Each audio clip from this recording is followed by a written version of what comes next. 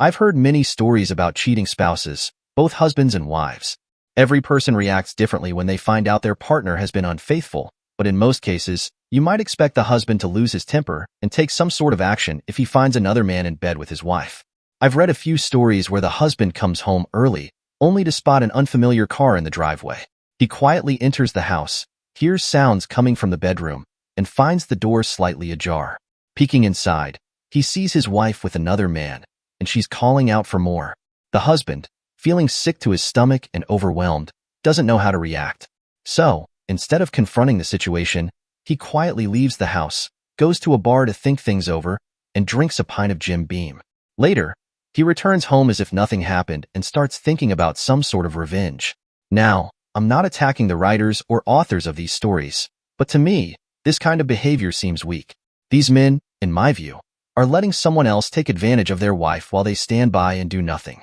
Instead of acting decisively, they try to ignore the situation, perhaps to protect their marriage or avoid facing the painful truth. But is this what real men do? I don't think so. Let me tell you about my experience. Laura and I had been married for 11 years, and we had 2 children, Trevor, who was 10, and Jasmine, who was 8. Like most marriages, we thought we had a good thing going.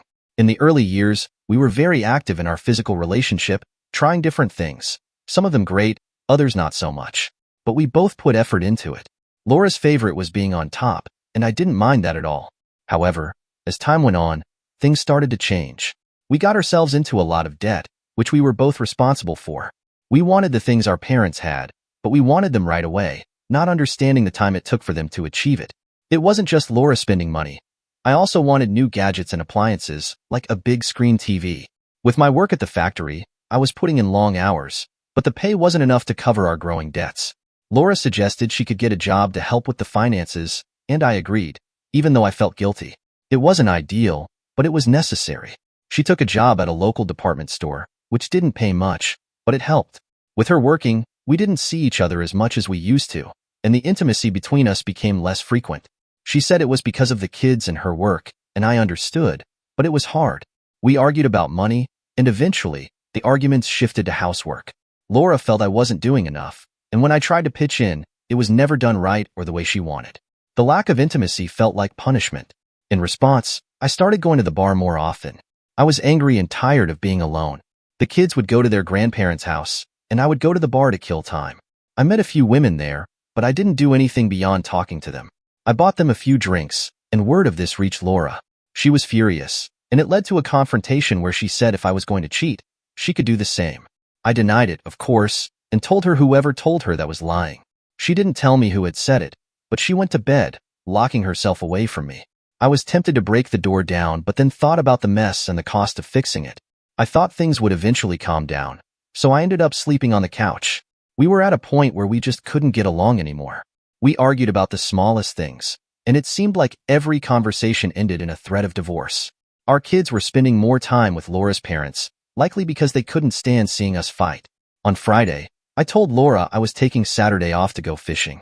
She was furious, saying, "We need money, and you're taking the day off? What's wrong with you?" Another argument ensued, and she accused me of planning to take a woman from the bar with me. I didn't know where she got that idea, but I denied it. I admitted that over the past few weeks, a woman from the bar had been flirting with me. I enjoyed the attention, but didn't do anything more than talk to her. One time, she even grabbed my hand, but I stopped her, explaining that although Laura and I had issues, I wouldn't cheat on her. The next morning, I went fishing to clear my head.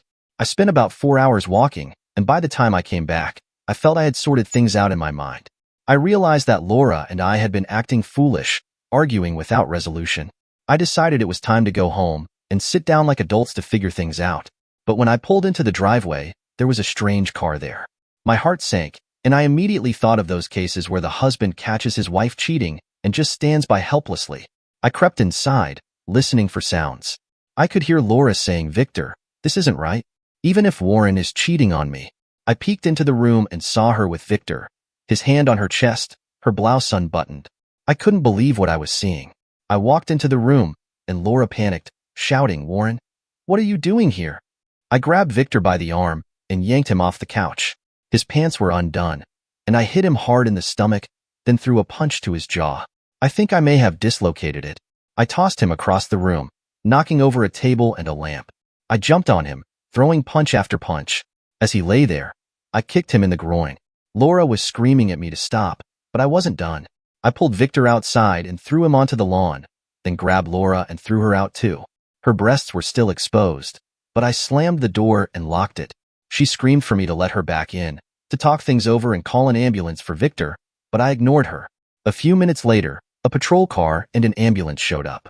The officers told me to open the door, or they would break it down. I complied, and they rushed in. They ordered me to lie face down, handcuffed me, and took me to the police car. Victor was unconscious and being taken to the hospital. Laura straightened her clothes and put her bra back on. The officers spoke to her first, then to me. I refused to say anything, and they read me my rights. I didn't say a word. I was taken to jail, and Laura came to visit, calling me, but I told the officers I didn't want to speak with her. A friendly officer named Joe came by to talk to me. He asked, "What happened, Warren?" I replied, "Lack of communication, plain and simple. My wife was about to sleep with another man in my house, and I wasn't going to stand for it. No one forced her to do it. She was doing it willingly." Joe asked if I heard her side of the story, but I didn't care. I told him, "I did what I had to do, and now I guess I'll pay for it." I refused to waste any money on bail, telling the officers that if I was going to be stuck in this mess, I might as well cool off. Later, my lawyer came to see me and told me I was in serious trouble. He suggested pleading insanity, but I laughed. I knew exactly what I was doing. I warned him, if Laura or anyone like that ever comes near me again, they'll get a repeat performance. I asked my lawyer if I had killed him, and he told me I came damn close. Victor had a broken jaw, 2 fractured ribs, 2 black eyes, and God knows what else. The police couldn't even take his statement since he was in no condition to speak. All they had was Laura's version of events. My lawyer told me he was going to visit her the next day, and I told him to let her know she was free to be with anyone she wanted, and that I wanted a divorce. I had become incredibly stubborn. In prison, you learn to be tough, and I refused to speak to Laura. I did receive a few messages from the kids, saying they missed me and wanted me to come home, but it wasn't as simple as just walking back through the door. 2 months passed since the incident, and my trial was about to start. There were no other witnesses besides Laura and Victor, who worked at the same place as her.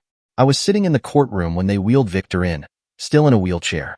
I think I broke his leg when I threw him out the door. His jaw was still bandaged, but the bruises had mostly healed. My lawyer whispered to me that they had to surgically remove his testicles because they had been damaged too badly. Victor was married, but his wife was divorcing him because of what had happened. He could barely speak because of the brace on his jaw, and his written statements were hard to read. I glanced at the door and saw Laura standing there. I felt a mixture of anger and hurt when I saw her. She had to testify as a reluctant witness, though she didn't have to speak against me. Still, she had to share her account of the events. I wasn't sure I was ready to hear it, but it was coming. Victor was called to the stand first. He claimed that Laura had invited him over, and that they were getting intimate when I burst in and started attacking him. He said he and Laura were 2 consenting adults, and that I didn't give him a chance to explain before I started hitting him. His version of events made me want to stand up and slap him again, but I held back. When Laura was called to testify, she looked at me with anger in her eyes, tears streaming down her face. She explained that Victor had been flirting with her for a while, but she had always rejected him. She said that when Victor told her I was cheating on her, she didn't believe it. Then, Victor showed her pictures of me with my hand on another woman's bottom, and it all clicked. I realized that Victor had been hanging around outside Jake's bar, spying on me. He was taking pictures to use against me. Laura told the court that after learning about the supposed affair, she became upset and confused. Victor suggested she get even, and she told him about me going fishing that Saturday. She said she was hurt and embarrassed, and when Victor showed up at her door, she let him in. She remembered that Victor started flirting with her and, before she knew it, was undoing her blouse and pulling down her bra. She said she didn't want to be with him, but she let him touch her anyway. Laura's testimony was heartbreaking. She said that, at the time, she felt abandoned by me and was desperate for some form of attention. She knew what she was doing was wrong, but didn't stop it. Then, I walked in and caught them. She claimed she was terrified I would kill Victor and that she screamed at me to stop, but I was beyond reason. She remembered me throwing Victor out the door, calling her names, and throwing her out too. The police and ambulance arrived shortly after, and Laura broke down in tears on the stand. I tried to reach out to her afterward, but she couldn't get through to me. I was so foolish. When Laura got off the stand, she looked at me in tears. I felt so conflicted. According to her, they hadn't done anything like this before, and there was a chance she wouldn't have gone through with it. I knew she was in pain, but there was nothing I could do but watch as everything fell apart. My statement during the trial was a huge mistake, as I told the court I'd do it again if I had the chance. After everything was said and done, I was charged with assault and battery. The judge explained that even though it happened in my home, Victor was a guest, and legally, I could have asked him to leave but couldn't have beaten him the way I did. The sentence was 4 years. Laura left the courtroom in tears, and I never spoke to her. One day, sitting in my cell, I decided to write her a letter. I had things I needed to say. Dear Laura, I still love you, and I always have. I never cheated on you. If you ask Ellen at the bar, she'll tell you the truth. I'll have my lawyer send you the divorce papers. You're too beautiful a woman to be alone. We made a lot of mistakes that I'll always regret. If we'd communicated more, maybe this wouldn't have happened. I wish I could have done more. I should have, but now it's too late. Tell Trevor and Jasmine I love them. It's a shame their father's a criminal. I couldn't stand by and let it happen. My only regret is that you didn't believe me and decided to get revenge instead of talking to me.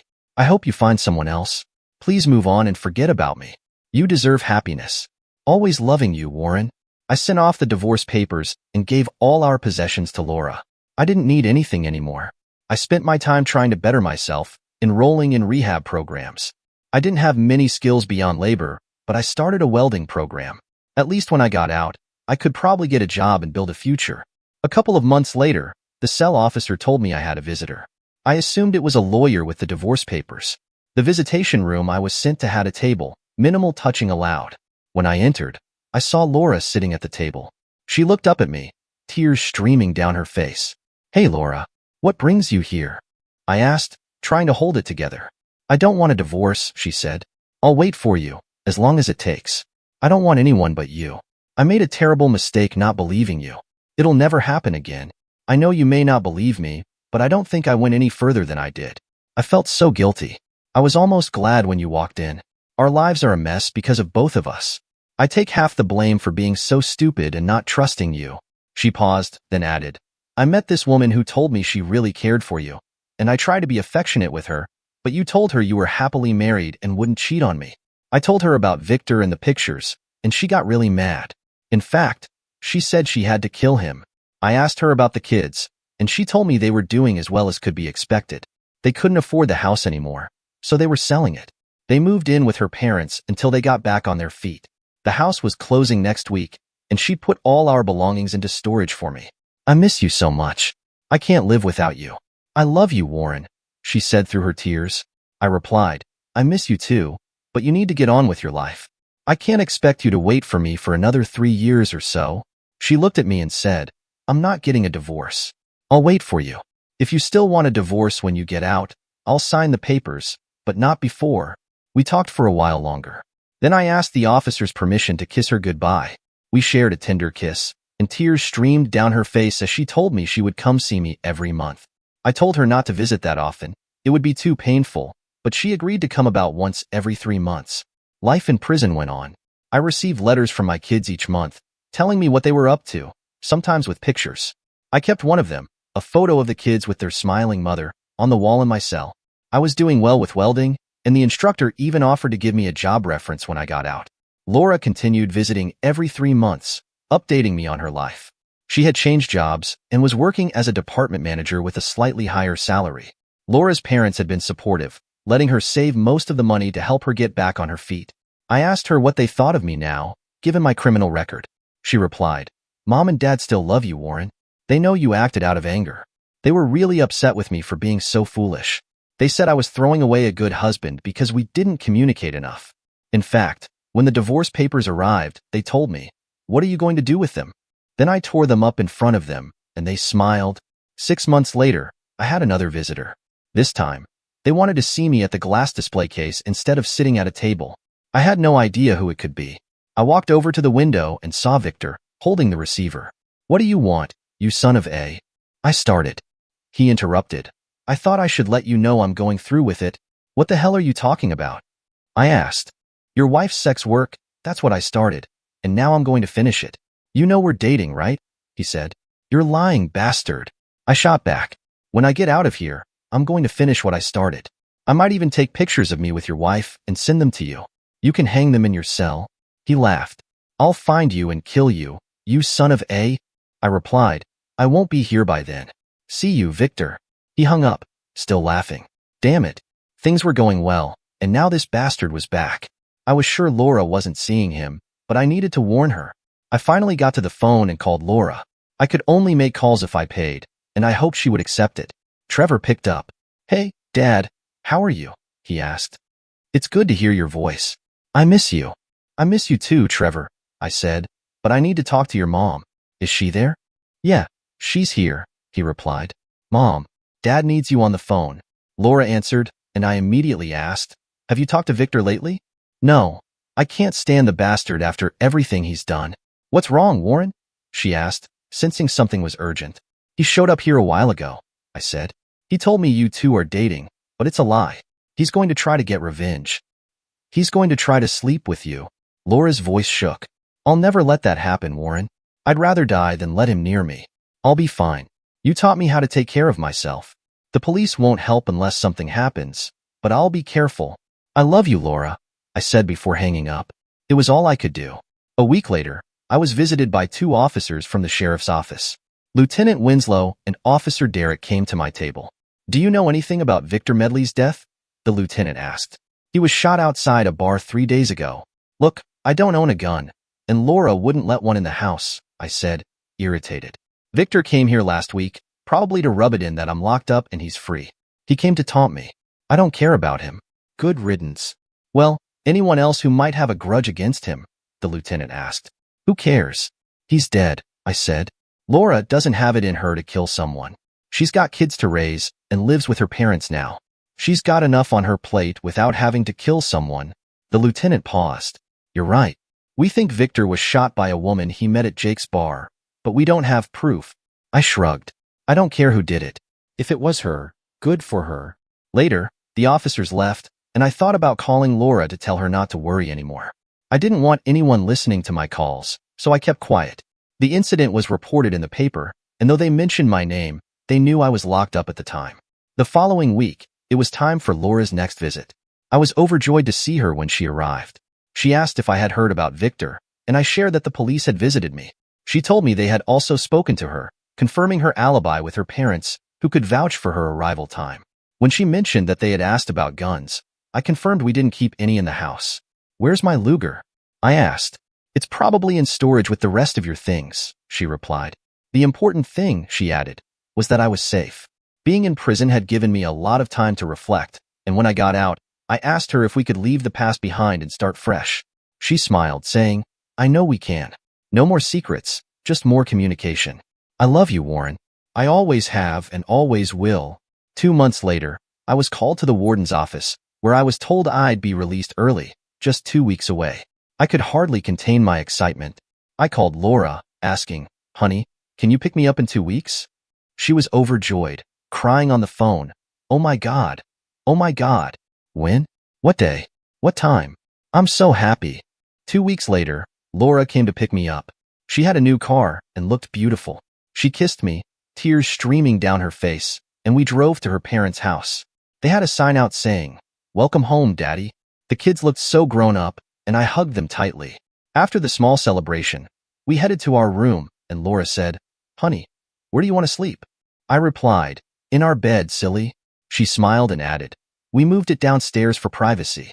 But tonight, we're going to a motel. I've got 3 years of love saved up for you." After the party had wound down, we said our goodbyes, knowing everyone knew where we were going and what we were planning to do. I looked in the closet for my clothes and found a blonde wig there. Laura smiled when she saw me holding it and said, "I wore it once. I think I look better as a brunette." She pointed to the drawers with my clothes, and I pulled out a fresh set to take with me. At the motel, we decided to have a drink together. While I was getting our drinks, I overheard a man talking to Laura. "Hey, babe, are you here alone?" he asked. Laura politely told him, "Please go away. I'm married and waiting for my husband," but he wouldn't listen. "Damn, baby, why would I be afraid of your old man?" he replied. Laura called out, "Warren, honey, come here." The man glanced at me and then quickly excused himself, running out the door. I laughed and asked Laura, "What the hell was that about?" She grinned. You're a legend around here. When any man hears I'm married to you, they leave me alone. People still think you're responsible for Victor's death. We went up to our room, and Laura asked how I wanted things to go. I told her I wanted quick, passionate sex first to release the tension, and then we'd slow it down for some intimate lovemaking. She undressed, and I followed her, both of us eager. Afterward, as she got up to clean herself in the bathroom, I poured us drinks. When she came out wrapped in a towel, I handed her a drink and said, "A toast to the woman I love. May we always be together." We both took a sip, and I pulled the towel off her, sitting her on the bed. A satisfied smile spread across her face as we shared the moment. "I love you so much, Warren," Laura said. "I think that might be enough for the first 6 months." She smiled at me. "That still leaves us with 2.5 years to spare." I grinned back. In the weeks that followed, I found a job as a welder for a large firm. The man who hired me mentioned they were big on giving second chances, as long as the employees showed up on time, worked hard, and stayed clean. He also said I came highly recommended, though he never mentioned by whom. A few months later, we managed to rent our own house. It was a lease with an option to buy, located in the same neighborhood as Laura's parents. We were finally going to be a family again. One day, as we walked up to the warehouse building where I worked, we were met by Lieutenant Winslow and Officer Derrick, along with 2 other officers. They had a warrant to search the warehouse, and I immediately knew they were after the Luger. As they went through the boxes, I tried to catch Laura's attention, but they separated us. Moments later, one of the officers came out holding the Luger. He placed it in a plastic bag and handed it to the lieutenant, who walked up to Laura. "I thought you didn't allow guns in your house, Mrs. Blake," he said. Laura calmly replied, "The warehouse building is not my home, Lieutenant." The officer suggested she stay close to home until they tested the gun. After they left, I went to Laura's and said, "I thought you'd gotten rid of that gun by now. God, what are we going to do now?" Laura looked at me in confusion. "Do what? Oh my God. You think I killed Victor?" "I didn't do it, Warren. I don't know who did, but it wasn't me." I hadn't thought about the gun until she reminded me of it. The next day, the lieutenant came to our new house. He even returned the Luger, explaining that the serial number had been wiped off, and it didn't even have a striker. It wasn't illegal to own, but it was practically useless. He added that it likely hadn't been fired in years. Laura had told him to keep it or dispose of it, as she didn't allow firearms in the house. She even wondered if it had been left there by one of the movers. The only thing she knew was that it wasn't hers. After this bizarre turn of events, our lives mostly returned to normal. The biggest lesson I learned was the importance of always communicating better with Laura. She admitted that everything had started because she didn't trust me. I could have divorced her, but we both would have lost so much time. Our sex life was as passionate as when we first married. The one thing she knew for sure was that I wouldn't cheat on her, and she also knew what would happen if she ever cheated on me. It's funny. Whenever we go out with friends, they always ask if they can dance with Laura. I think I'll be a bit of a legend in our small town for a while. About a month ago, we got a call from the lieutenant. He told us we were no longer under surveillance in connection with Victor's murder. It turned out the killer was Ellen, the woman from the bar. Victor had been involved with her, and she was a psycho, a black widow. She had a history of seducing men, then killing them when she was done with them. The police had been investigating a case of a cheating wife and went to a bar to talk to the husband. There, they found Ellen with another man. When they checked her car, they discovered a blonde wig and a Luger in the trunk. Ellen eventually confessed to shooting Victor and 3 other unsolved murders, all of which were husbands who had cheated on their wives. The first murder had happened in Atlanta, where her husband's body was found behind a bar. As I processed this, it hit me. If I had cheated on Laura, I might be lying in an alley somewhere right now. Dear listeners, please share your thoughts in the comments section below, and don't forget to like, share, and subscribe.